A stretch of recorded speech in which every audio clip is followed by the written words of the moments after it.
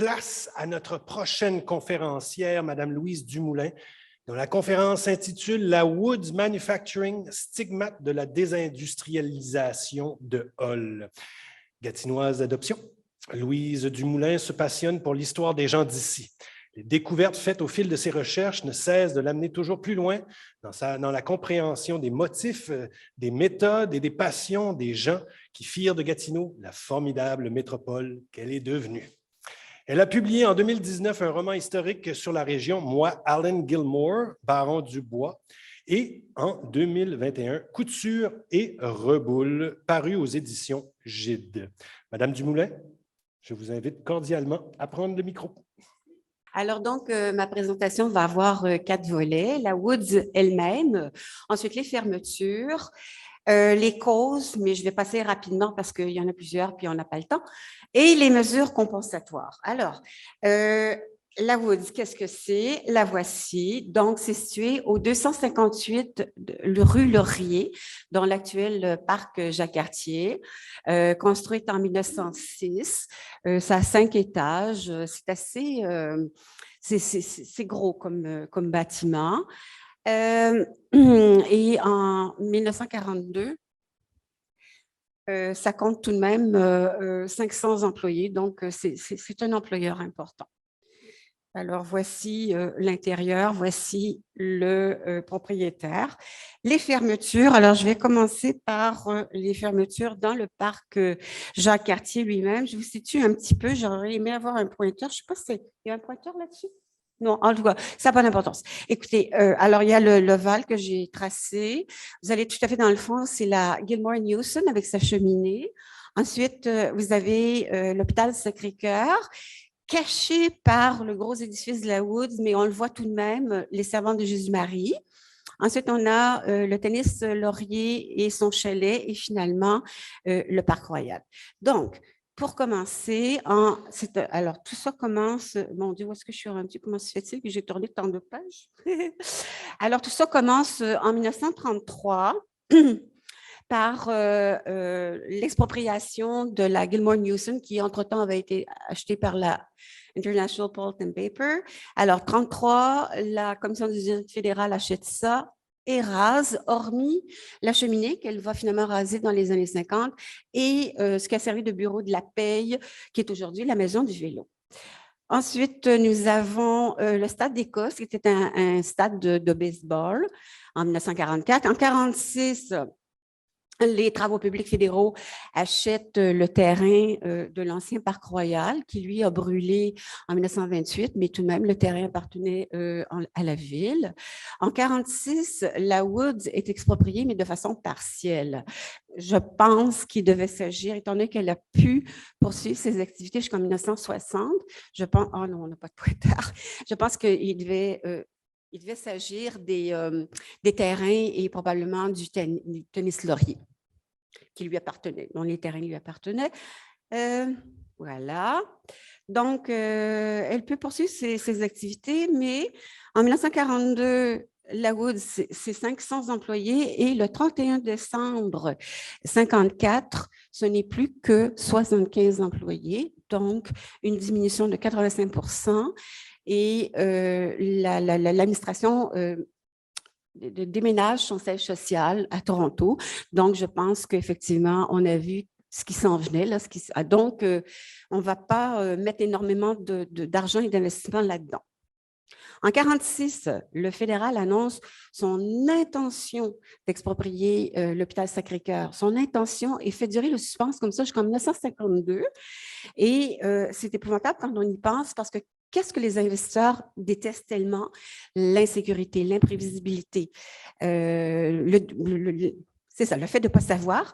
Donc, entre 1946 et 1952, les administrateurs ne savent pas s'ils doivent réparer, restaurer leur hôpital ou au contraire commencer à faire des plans pour un nouvel hôpital. Alors, le suspense dure comme ça jusqu'en 1952. Ça, c'est tiré de l'excellent document que Pierre-Louis Lapointe a produit pour le 75e anniversaire de l'hôpital. Bon, voilà. Alors, oui, c'est ça. Finalement, les patients sont déménagés le 18 février 58 et l'hôpital et la magnifique maison du juge Champagne sont rasés en août. Je poursuis.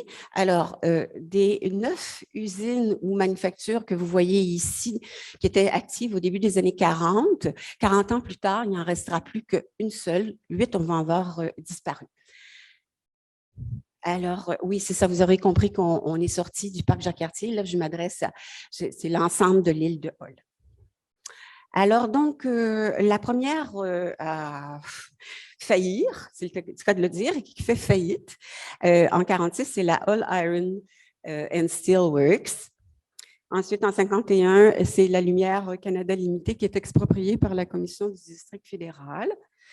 61, la G.H. Corner & Son qui avait acheté l'ancien immeuble de la Hall Iron and Steel qui ferme. À un certain moment donné, c'était tout de même 800 employés. Donc, c'est quand même encore là un gros employeur. Alors, ça ferme. En 69, et là, c'est ça, encore là, ce que je vous ai dit tantôt, l'insécurité, l'imprévisibilité, c'est mortel pour les investisseurs. Non. Alors donc, Trudeau, alors le Citizen en mai 1969 cite Trudeau qui a déclaré, alors je vous le lire ici sur le mieux, je sens plus gros ici. Relocation of EBAD Co. being considered, said Trudeau. Alors, il a fait cette déclaration à la suite d'une réception après l'annonce des investissements fédéraux dans Hall. Bon, ah oui, c'est ça. Alors, donc, la EBAD en 69, c'est 1600 employés. C'est un gros employeur, le plus gros, je ne sais plus, là, parce qu'il y avait commencé à y avoir la fonction publique, mais en tout cas, un gros employeur, 1600 s'entend. 5 ans plus tard, donc en 74, c'est 12 000. Donc, en 5 ans, on a perdu 25% des emplois, justement à cause de cette espèce de Damoclès là, qui pend sur l'avenir de la EBAD. Je poursuis. En 71, c'est la Canada Packers qui licencie une première vague de licenciements pour finalement, en 78, licencier les autres et fermer. En 72, 22 février, la Commission du district fédéral, Commission de la CCN, achète le terrain de la compagnie de papier au bisulfite, la EBAD, et rase tout ce qui s'y trouve. Alors, c'est pour la création d'un parc. Et elle a, la CCN, une option d'achat sur le reste de la propriété de l'EBAD, celle qui se trouve plus près des Chaudières, donc plus à l'ouest, si la EBAD décide de déménager ailleurs. Épée de Damoclès. 73, on a la Walters Aches Co., qui tout de même a été fondée en 1850, qui est vendue à la CCN et fermée. L'hôtel Standish Hall est démoli au début de la décennie. En 74, le fédéral annonce le projet des terrasses de Chaudière.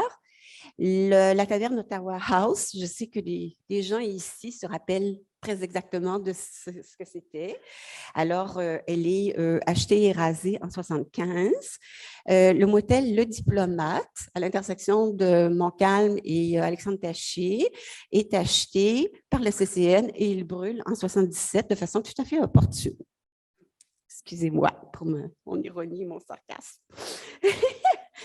En 75, la Canada Cement Lafarge ferme ses portes aussi. Ici, en 76, le motel Fontainebleau au 25 rue Laurier. Ça vous dit quelque chose, ça? 25 rue Laurier? L'hôtel de ville? Oui, voilà. Alors, donc, ce terrain-là et le motel en question appartenait à la CCN. Donc, elle fait disparaître tout ça et rase. Il y a un échange de terrain entre la ville et la CCN en prévision du futur hôtel de ville.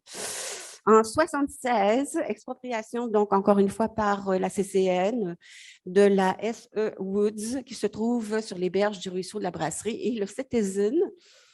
Le 29 novembre 1976, cite des leaders municipaux qui disent que Les motifs de la fermeture ne sont pas financiers, mais géographiques. Voilà, voilà. Les causes, il y en a plusieurs, mais je vais vous en énumérer 2 seules. Alors, d'abord, le fait que le fédéral a annoncé qu'il va s'implanter dans Hall et la menace d'expropriation qui s'ensuit. Et ensuite, la rareté des terrains encore disponibles dans Hall. Les plans d'embellissement, il y en a eu plusieurs, soutenus par divers organismes, dont je vous en mentionner 3. Alors d'abord, donc la question du district fédéral, là, ça remonte à quand même longtemps. En 1899, Laurier, le premier ministre, crée la commission d'embellissement, qui va être remplacée en 27 par la commission du district fédéral, elle-même remplacée en 59 par la commission de la capitale nationale. Très tôt, les édiles municipaux de Hall se rendent compte de ce qui est en train de se passer, les terrains qui sont achetés à gauche et à droite. Hall devient un véritable gruyère, ce qu'il est encore aujourd'hui, aux mains de la Commission du district fédéral à l'époque et de la CCN maintenant.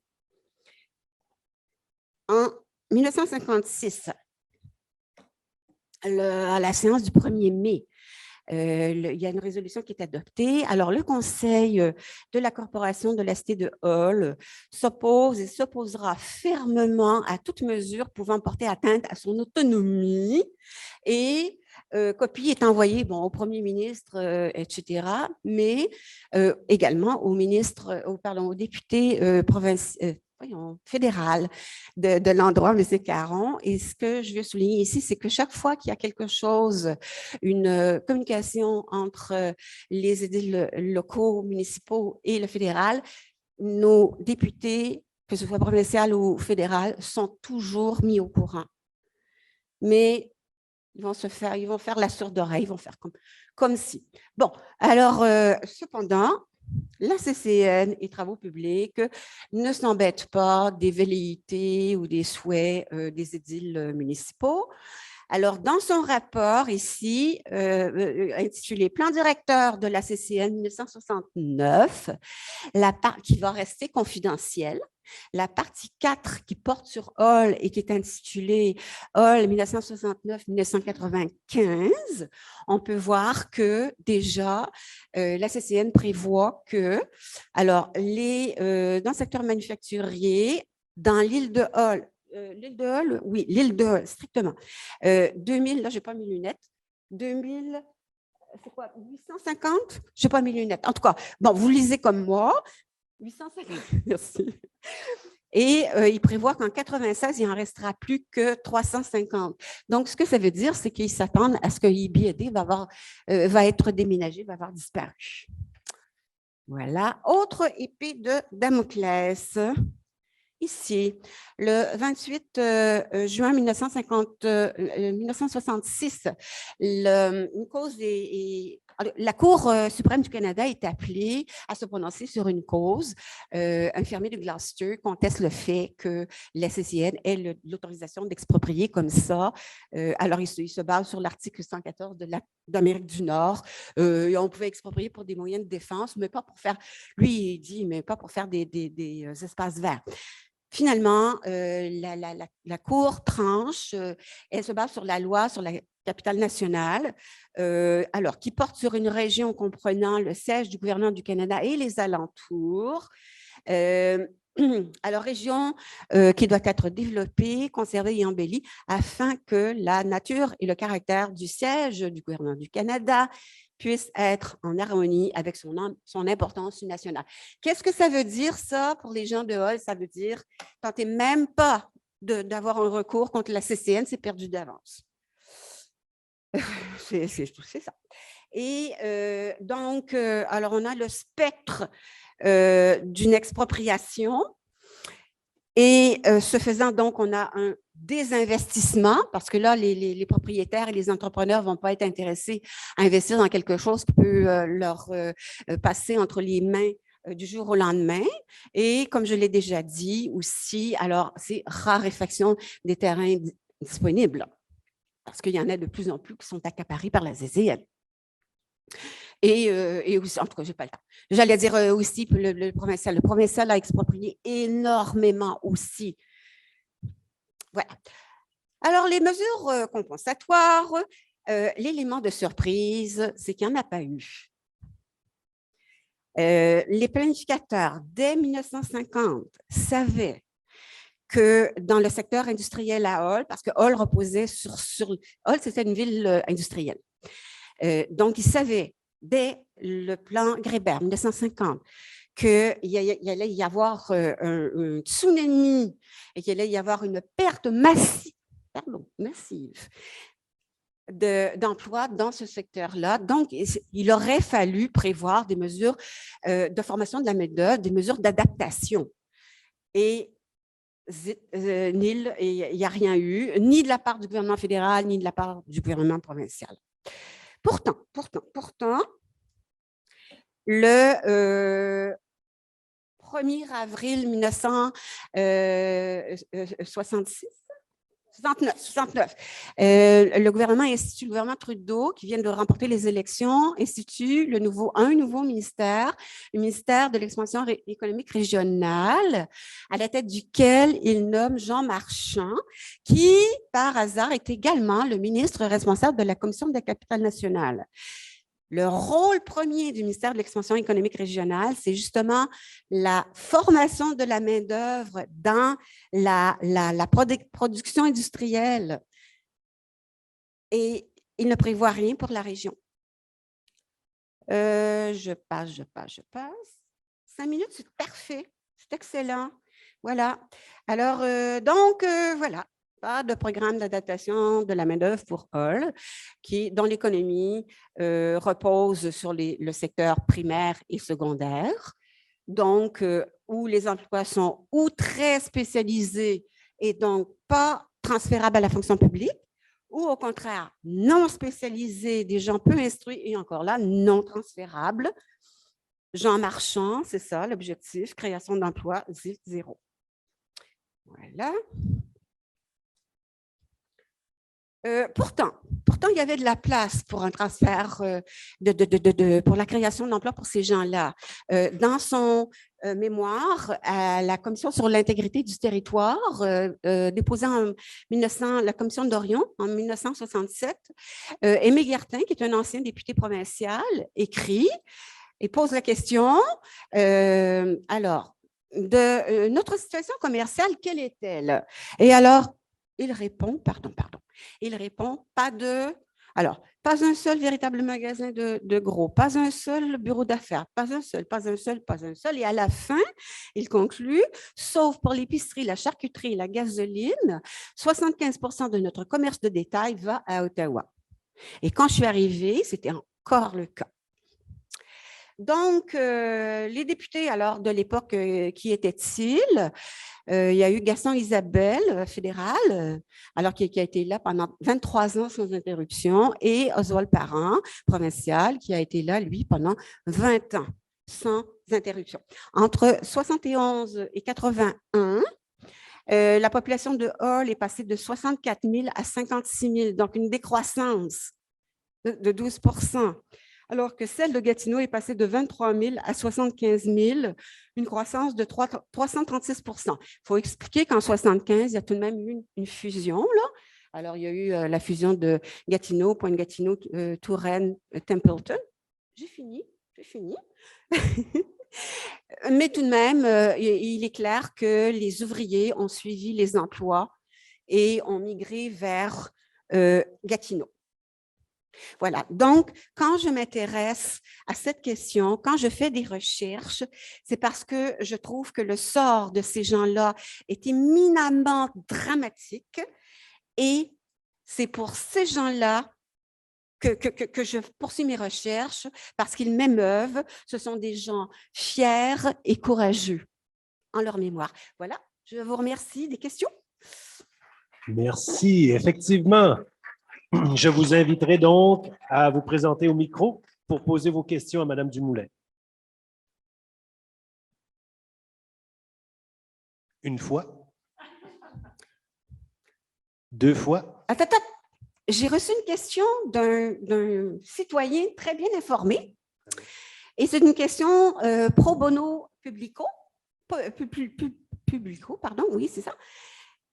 Voilà.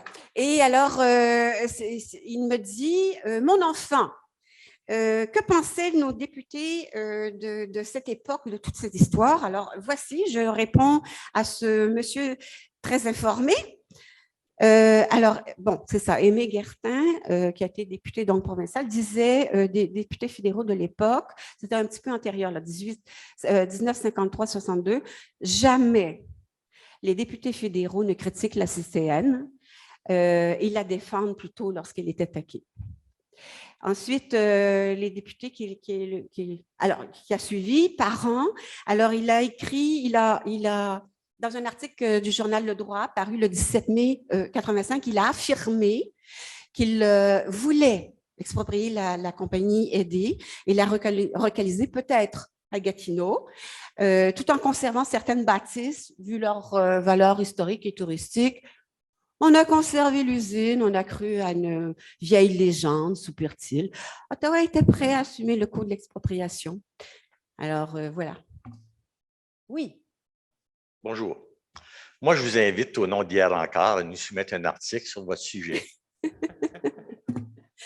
Comme à plusieurs. Acceptation. C'est-à-dire, demande acceptée. Merci, Raymond.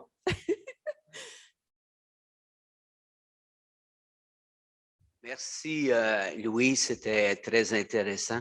Je pense qu'une des grandes explications pour la disparition de tout ce patrimoine industriel, on le doit à Jacques Grébert. Je sais que M. Grébert a fait de très grandes choses, là, et entre autres le parc de la Gatineau, les ceintures de verdure, mais juste rappeler que pour Grébert, que le patrimoine, les industries n'avaient pas de place dans la région de la capitale nationale. Lui, il trouvait que c'était indigne de l'image d'une grande capitale. Et il n'a pas vu non plus que le patrimoine industriel, c'était important. Puis on ne peut pas le blâmer parce que finalement, l'Association québécoise pour le patrimoine industriel naît juste dans les années 80. Alors, il n'y a personne qui était là pour défendre à l'époque le patrimoine industriel. Puis c'est pour ça que toutes ces usines-là ont été détruites. Mais je pense qu'on ne peut pas faire que l'historique de la disparition de toutes ces usines et le fait qu'on les a aussi complètement rasées par le fait du plan Grébert et la volonté de Jacques Grébert de faire disparaître tout ça. Oui, oui, je suis d'accord avec toi. En revanche, on a conservé la maison Charon qui, à l'époque, appartenait à l'Ottawa Transportation Company. On a jugé qu'elle valait la peine d'être sauvegardée. Et si je regarde l'immeuble de la Woods, en soi, il n'était pas si laid que ça. Il aurait pu servir à une autre fonction que strictement industrielle. En revanche, puis pour ajouter à ça, je suis d'accord avec Grébert, tout ça, mais ça aurait pu se faire, mais c'est que le drame, c'est qu'on n'a pas songé aux gens qui étaient derrière, aux ouvriers qui perdaient leur emploi. C'est ça, là, c'est qu'il aurait fallu prévoir quelque chose pour ces gens-là. C'est ça, oui. Alors, moi, je suis native, je suis née à l'hôpital Sacré-Cœur. Je considère dans mon droit de gueuler. C'est évident que c'est un drame pour la ville de Hull d'être en face. J'ai des anecdotes en fouillant dans toutes sortes de lectures que Grébert, sur la colline parlementaire, il dit « Vous ne pouvez pas tolérer tout ça en face de vous. Faites quelque chose pour déblayer ça. » Évidemment, il a fait son plan. Bon, mais j'en reviens à nos hommes politiques. Il est évident qu'ils se sont tous aplatis. Et l'argent rentrait à la ville de Hull. Et même dernièrement, une conseillère, je ne la nommerai pas, mais qui m'avait dit « Tu aimes ça, des argents qu'on t'aime pour ton quartier? » Bien, ça prend de l'argent et c'est eux qui nous le donnent. Viens pas te plaindre. Mais ça, c'est le monde politique. Parce que c'est connu que la ville de Hull, c'était là que les budgets avec les édifices. Moi, je me plaignais que les édifices, il n'y a pas de vie. On ne peut pas aller prendre un café un samedi matin sur Place du Portage. C'est vide, vide, vide, vide. J'en pleure. C'est ma ville. On a tout détruit. Et puis, mais les sous les taxes rentrent. Puis les hommes politiques, ils ont du mal avec ça. Mais évidemment, ils n'ont pas ma faire basse. C'est ça, j'aurais aimé mettre au monde. Moi, il y aurait Merci, indépendant. merci. Deux choses. Deux choses. Oui, on abrège. Alors, deux choses. Bon, j'ai perdu la première. La deuxième, c'est que pourquoi est-ce qu'on a construit là? On a bien construit des édifices gouvernementaux à Tunis Pasture, de l'autre côté de la rivière et tout. Pourquoi est-ce qu'il fallait que ce soit précisément sur la berge? Je répète un petit peu plus loin. Mont-Bleu n'était pas construit à l'époque. Je m'arrête.